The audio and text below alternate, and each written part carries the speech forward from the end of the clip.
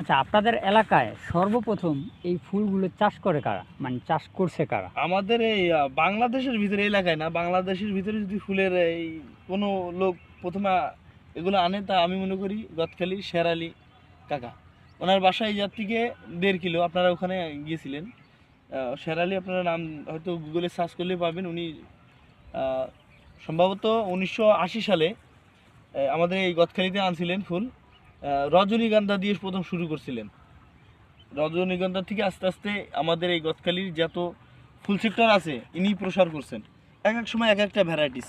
তবে প্রথমে উনিই নিয়ে আসছিলেন যশোরের গদখালিতে শেরালি।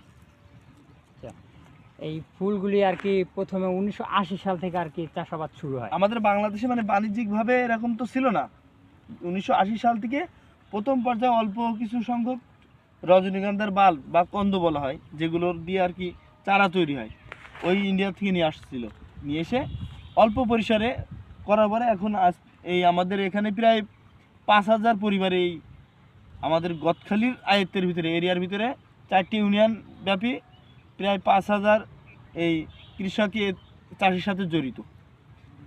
আচ্ছা, এখান থেকেই তো সারা বাংলাদেশ ফুল সাপ্লাই হয় নাকি অন্য কোথাও আছে বর্তমানে শতকরা বলতে গেলে 100 ভাগের 70 ভাগই আমাদের এখান থেকে উৎপাদন হয়। যশোরের গদখালি আপনারা শুনেছেন যে এটা ফুলের জন্য বিখ্যাত।